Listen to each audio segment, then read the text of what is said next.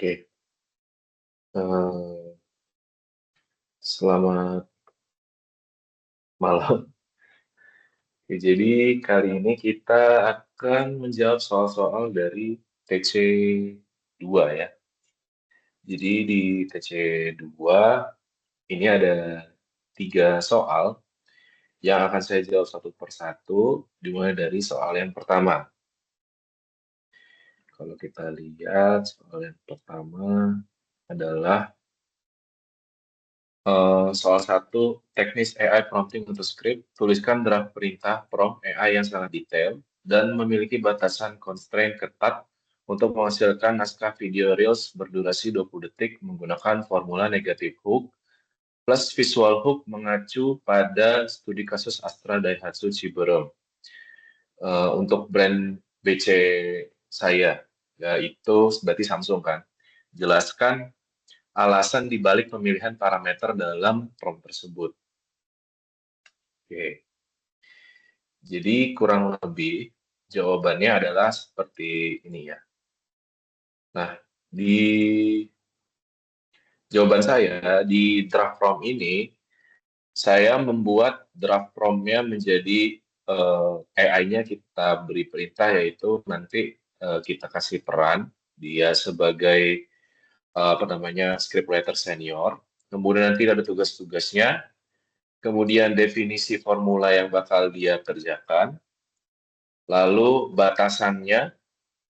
batasan-batasan constraint apa saja yang nanti di dalam video itu tidak boleh dibuat atau visual style-nya.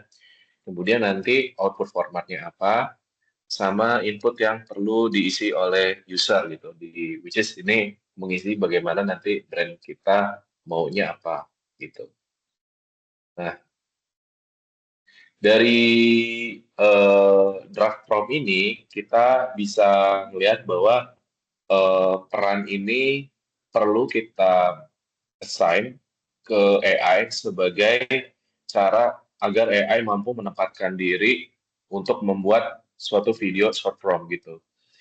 Jadi dia apa namanya bisa tepat guna dan mengerti kira-kira seorang scriptwriter itu bagaimana. Nah, tugasnya ini kan nanti si AI ini akan membuat video Reels yang durasinya 20 detik dan dari sebuah brand gitu, brand Samsung. Nah, formulanya itu tadi yang disebutkan di dalam soal itu adalah negatif plus visual hook itu pada 3 detik pertama, di mana kita tahu itu adalah eh, waktu-waktu krusial yang dibutuhkan untuk orang agar tetap bisa menonton gitu. Nah, di formulanya itu yang wajib dibikin nantinya oleh AI itu, di mana nanti yang pertama negatif hook itu akan dimasukkan dan visualnya di dalam 3 detik pertama. Jadi selama 1,5 detik pertama itu negatif hooknya berupa kayak keterangan di mana masalahnya gitu kan. Eh, dan kemudian kedua itu di visual hook. Jadi nanti di visual hook ini akan menjadi suatu eh, apa namanya ya membuat penonton tuh tetap menonton ketika visualnya eh, engaging bagi mereka gitu, dan jadi mau tetap sampai 20 detik akhir itu mereka bisa tetap menonton. Nah, batasan yang dimiliki itu nanti kan selama 20 detik itu saya buat kalau jumlah kata tuh maksimalnya 55 kata karena nanti takutnya kepotong. Terus nanti wajib gitu bagaimana nanti visual terus voice over sama text on screen-nya itu bakal bagaimana supaya juga sebagai panduan teknis untuk teman-teman yang akan melakukan eh, produksi gitu. Terus kita juga nggak boleh nyebut kompetitor kayak Apple gitu ya atau iPhone, terus Google segala macam secara eksplisit gitu karena nanti akan mempengaruhi apa namanya penonton gitu kan, apalagi yang kontra. Kemudian dilarang klaim yang berlebihan, terus bahasanya nanti bahasa Indonesia, terus nanti ke gaya videonya seperti UGC Lux gitu ya, tapi bukan yang cheap. Nah, dari output formatnya nanti kita bikin dia jadikan sebagai tabel, di mana memang format tabel ini dalam storyboard itu merupakan format terbaik itu karena dapat diidentifikasi langsung lewat kolom mana yang apa namanya adegannya, voice overnya, detik keberapanya, dan lain-lain. Nah, inputnya ini tadi saya bikin karena brand saya adalah Samsung ya. Jadi saya masukkan produk yang saya masukkan adalah Samsung Galaxy S26 Ultra. Nah, masalahnya itu yang saya hadapi yang pengen saya bikin adalah dia itu videonya shaky gitu. Jadi si user tuh mengalami video shaky ketika kalau misalnya dia itu berkegiatan outdoor. Terus target audiensnya yang saya target itu 20 sampai 30 tahun karena memang lagi aktif-aktifnya. Nah, sebagai konten kreator dan juga pengguna inilah media sosial ya. Nah, fitur utama yang bakal di-highlight itu sebagai pen reliever-nya adalah horizontal lock sama stabilizer-nya, jadi iOS-nya, jadi optical stabilizer-nya. Ini kan yang selalu apa namanya Samsung gadang-gadang gitu ya, apalagi yang horizontal lock-nya ini. Nah, kenapa parameter itu saya buat di draft prompt ini? Karena yang pertama itu nggak mau nyebut Samsung karena memang di kalimat pertama negatif hook itu udah ampuh gitu supaya nggak kelihatan iklan banget gitu ya. Jadi kalau misalnya penonton itu udah ngerasa di awal itu udah nuansanya iklan karena udah nyebut merek, biasanya sering di skip. Nah, yang kedua, kenapa saya gunain timestamp yang detail gitu kan, bukan cuma di awal, di tengah, sama di akhir. Karena biasanya kalau AI itu sering banget namanya apa namanya, ngalor ngidulnya lebih ke antara visual sama voice over itu sering nggak match gitu. Jadi kalau misalnya nggak dikasih angka jelas, si model ini bakal apa namanya bikin word count-nya itu nggak sesuai dengan yang kita harapkan gitu. Jadi bisa jadi dia malah tembus lebih dari 20 detik gitu kalau misalnya kita bikin di tanpa timestamp yang jelas. Kemudian yang ketiga, kenapa maksimal 55 kata di sini? Karena 20 detik itu singkat ya. Jadi kita juga sebenarnya harus menyesuaikan dengan kecepatan manusia itu berbicara gitu supaya apa? Supaya tetap kelihatan jelas dan nyaman gitu untuk diikutin videonya walaupun cuma 20 detik. Nah, eh, jadi AI-nya ini supaya nggak baca skrip panjang juga gitu dan nggak kecepatan gitu. Keempat gitu, tadi kan dibikin kolom sendiri-sendiri. Kalau saya rasa sih itu udah jadi alasan yang jelas ya kenapa? Karena eh, kolom-kolom ini tuh nanti akan jadi apa pemisah yang ngebuat AI itu memang mikirnya kayak storyboard gitu. Jadi dia udah tanpa perlu yang namanya eh, apa diproses lebih lama gitu. Plus juga tadi sebagai tim produksi kita bisa langsung namanya apa namanya menggunakan tadi storyboardnya. Nah yang kelima itu dilarang nyebut kompetitor sebenarnya itu etis aja sih. Jadi eh, kalau misalnya kompetitor disebut itu rawan akan hukum aja. Jadi kita hindarin itu. Kemudian yang keenam itu kita harus menyebut nama merek kita di akhir gitu ya. Jadi jangan generik cuma Samsung. Jadi kita harus nyebut gimana kita misalnya Samsung Galaxy S26 gitu.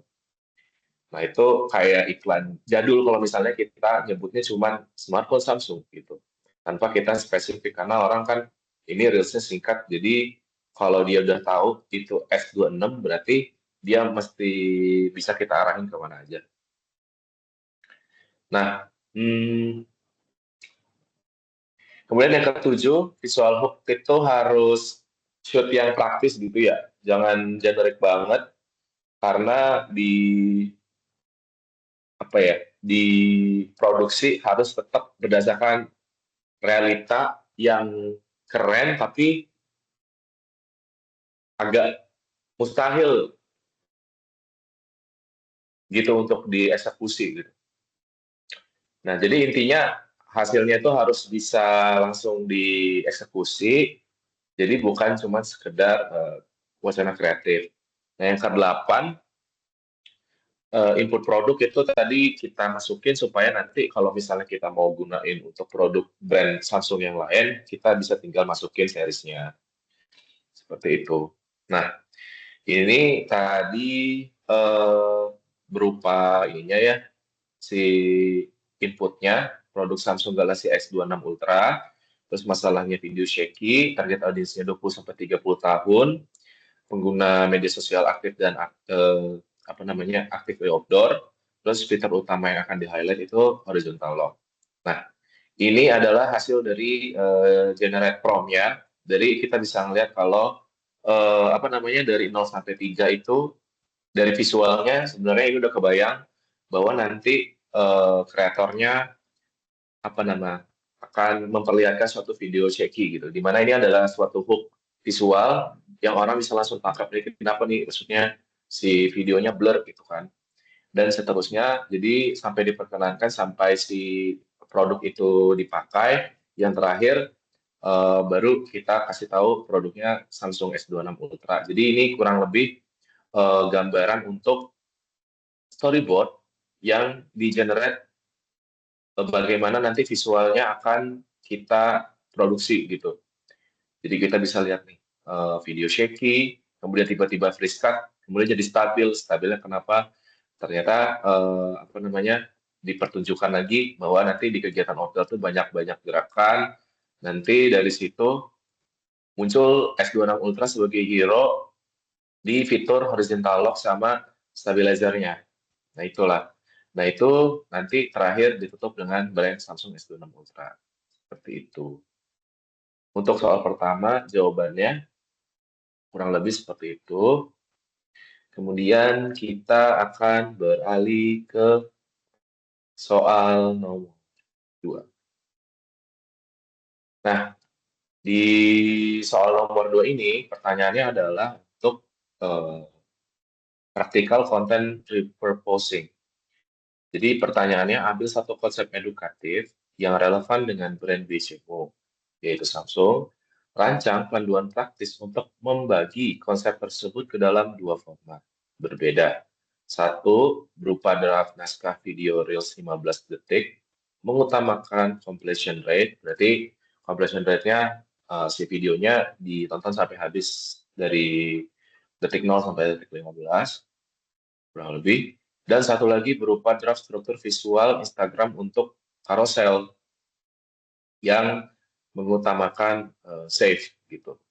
Jadi bagaimana kita membuat orang-orang itu bisa nge-save ini kita konten yang kita bikin.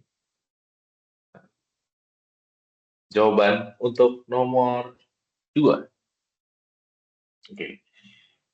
Jadi untuk formulasi untuk apa namanya Reels yang kita desain supaya mementingkan completion rate ya gitu. Jadi di sini kita harus tahu dulu, harus paham bahwa video pendek itu di Reels khususnya yang ditonton sampai habis itu butuh hook yang cepat, satu. Kedua, satu ide yang solid. Ketiga, ritmenya cepat.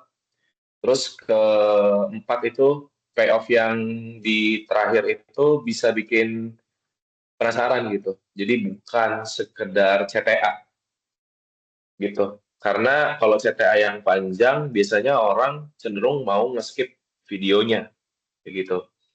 Nah, oleh karena itu, kita apa namanya membuat jawabannya seperti ini. Kira-kira panduan praktisnya kalau nanti kita bikin. Jadi untuk durasi total 15 detik, maksimal kata itu yang kita gunakan sebagai voice over adalah 40. Ya. Nah, nanti formulanya kita gunakan pattern interrupt, gitu. Jadi nanti ditambah idenya sama visual payoff berupa apa namanya gambaran-gambaran produknya segala macam. Jadi yang pertama seperti biasa kita 0 sampai 3 detik itu hook. Nah, itu kemudian yang kedua kita kasih tahu masalahnya apa, kenapa itu bisa terjadi, baru kita masukkan hero-nya yaitu reveal solusinya yaitu Samsung Galaxy S26 Ultra di sini atau lini produk yang lain. Yang terakhir itu payoff sama CTA kecil-kecilan. Di mana nanti si payoff-nya ini adalah hasil dari solusi yang dikasih oleh si produk itu gitu. Jadi orang bisa tahu bahwa nanti si Galaxy S26 Ultra ini akan memberikan apa namanya visual hasil yang mereka harapkan.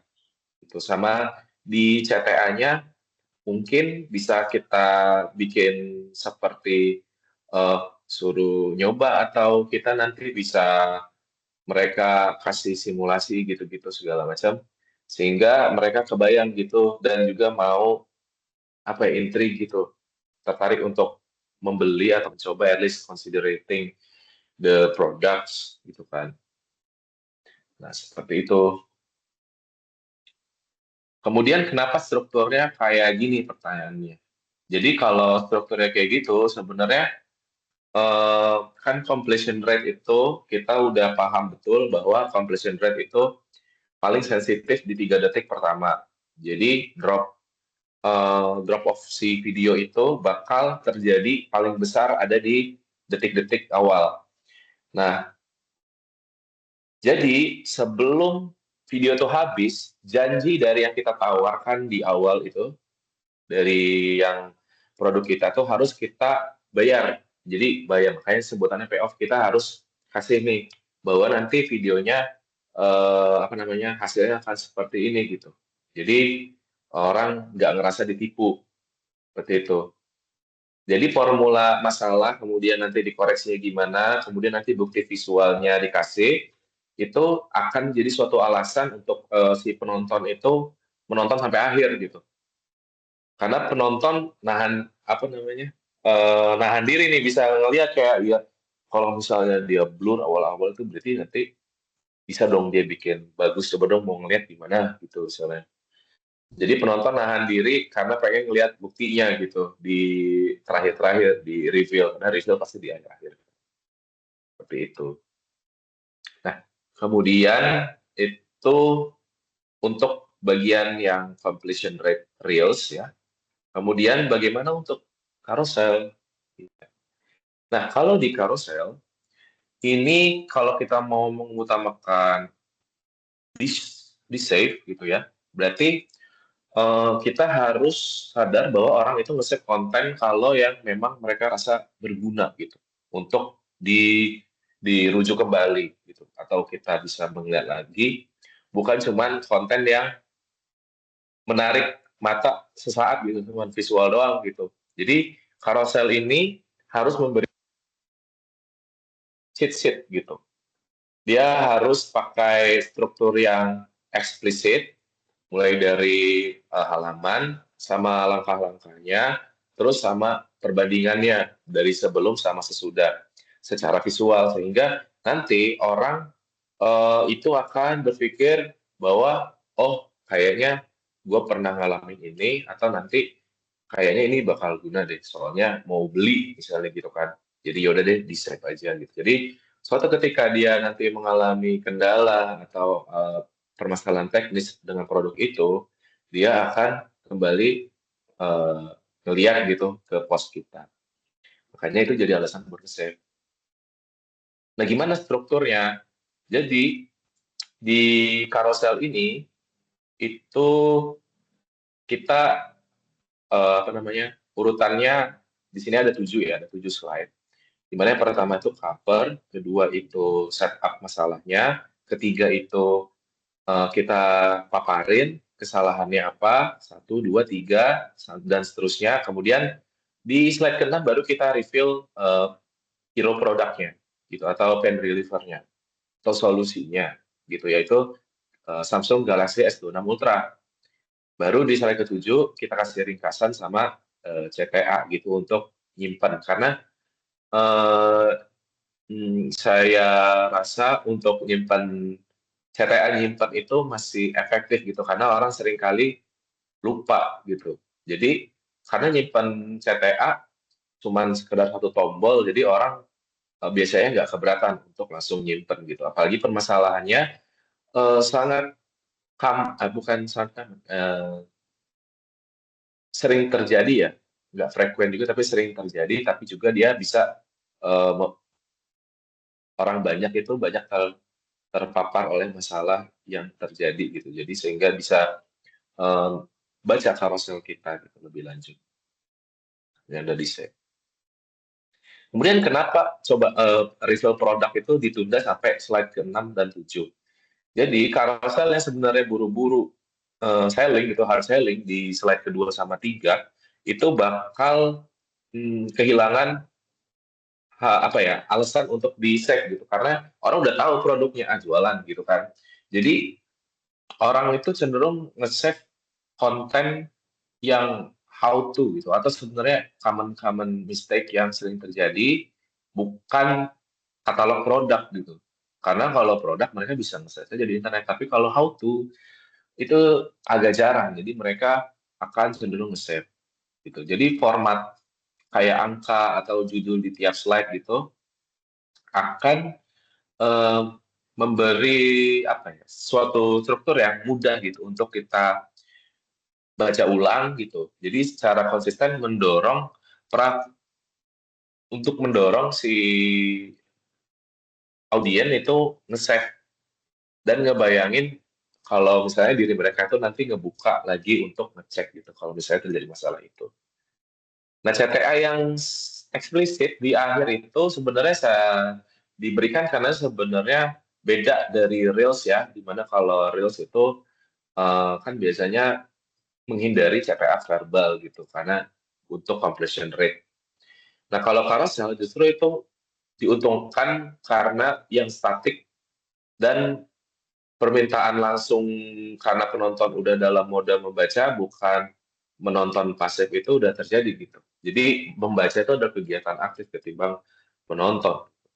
Kalau menonton kan kita udah dimanjakan dengan gerakan gambar.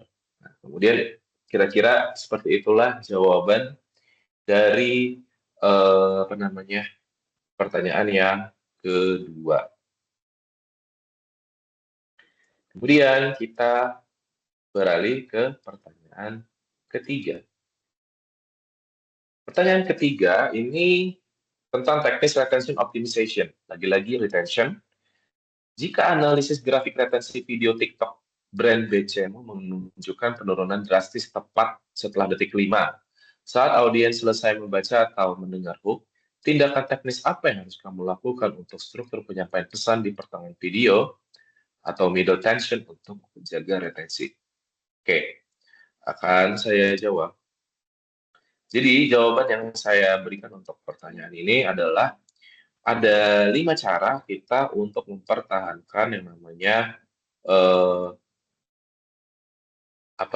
retensi di sebuah video, padahal kita udah ngasih hook di 3 detik pertama, tapi ternyata di detik kelima orang nge-skip gitu kan. Nah, jadi yang pertama itu ada teknik namanya open loop. Jadi di teknik open loop ini kita jangan langsung menjawab pertanyaan hook di detik setelah ketiga. Jadi detik kelima, detik 4, kelima dan seterusnya. Jadi biar si penonton ini tetap yang namanya penasaran gitu. Eh, jadi karena penasaran ini, misalnya ada kalau hook nanya gitu kan, zoom HP kamu merusak fotonya, kayak gitu kan. Dan di detik kelima kita udah ngejawab, karena ini cuma crop, bukan zoom asli, Jadi pertanyaan itu udah selesai gitu sampai situ aja gitu. Jadi orang, oh ya udahlah skip gitu kan, karena dia udah tahu jawabannya gitu. Jadi kalau begitu kita apa namanya pecah pertanyaannya itu jadi jawabannya dua lapis gitu. Jadi nanti sebelum apa namanya si jawabannya apa pertanyaan tadi itu dijawab gitu kan.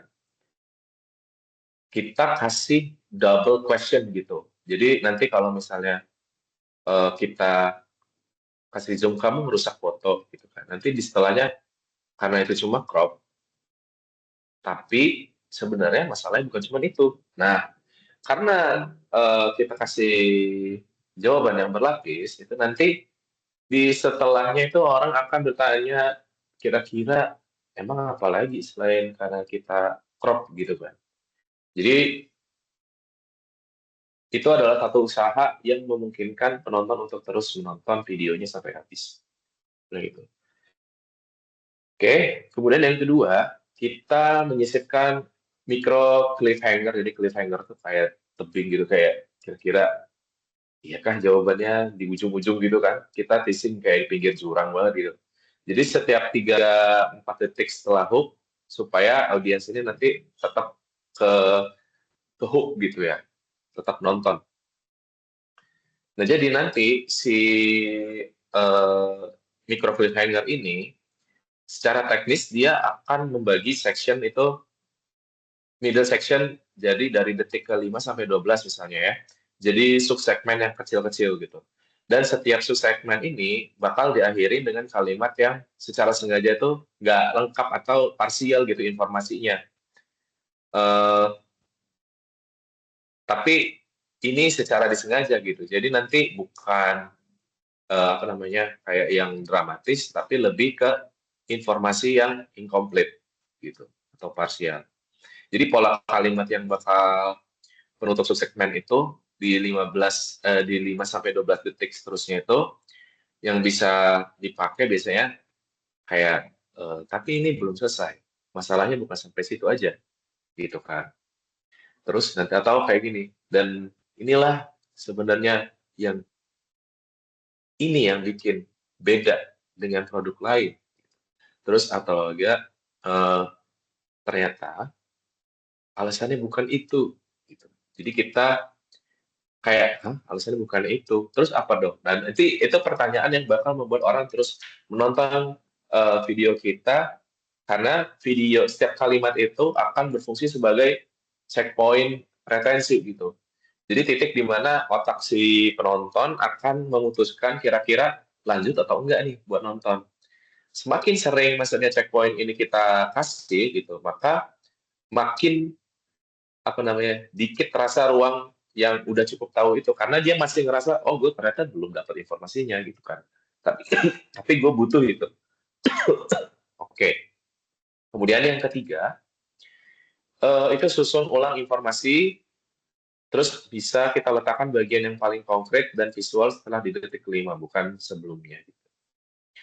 Nah, jadi di cara ketiga ini adalah kalau misalnya bagian yang paling menarik secara visual itu kita kasih di detik 0 sampai 5, maka akan besar kemungkinan setelah detik itu akan menurun apa namanya orang akan nge-skip gitu setelah itu karena otak dari audiens itu sudah nangkep bahwa sebenarnya video yang kita kasih itu ya udah selesai gitu kan udah ya itulah klimaksnya. Maka yang harus diperbaiki itu middle section itu harus punya visual peak gitu bukan cuman repetisi dari hooknya seperti itu. Keempat itu cek rasio informasi eh, antara info dan durasi. Jadi biasanya bagian tengah video suka terasa kosong. Nah, ini jadi kita harus hitung berapa ada informasi baru yang muncul per 3 detik itu. Karena kita tuh apa namanya waktu fokusnya makin singkat, maka di setiap 3 detik harus ada informasi baru.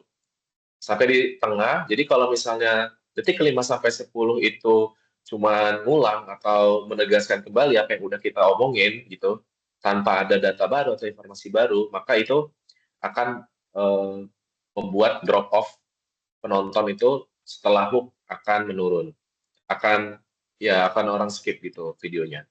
Jadi yang harus kita perbaiki itu sebenarnya setiap 3 detik di middle section itu kita harus punya informasi yang baru gitu. Jadi bisa berupa entah data atau ngebandingin atau ada twist-twist yang kita bisa reveal gitu. Kalau misalnya nanti kita nggak ada informasi baru untuk diisi, kita potong aja durasi. Jadi mending kita ngemotong durasi daripada kita isi dengan informasi yang berulang kayak gitu. Kemudian yang terakhir, yang kelima, itu kan jangan cuma kita uji naskah, tapi juga kita A/B testing di titik-titik yang kita potong gitu. Dan nanti teknisnya itu adalah kita titik drop off yang sering terjadi nanti secara di videonya itu, di matriksnya, di TikTok atau Reels, yang kita titik-titik yang konsisten itu sampai detik 5 sering juga jadi ritme editnya yang salah. Jadi bukan cuma naskah, tapi kalau misalnya shoot-nya terus visualnya itu nggak diganti selama dari 4 sampai 5 detik, maka sebelum titik itu kita udah ngedrop duluan penontonnya. Jadi itu ikut berkontribusi di mana penonton nge-skip dan drop off si video kita. Nah, cara memperbaikinya, jadi kita pastiin ada perubahan visual, entah itu cut, zoom, atau gerak kamera, panning, atau jadi nanti ada text on screen gitu. Jadi setiap 2 detik gitu.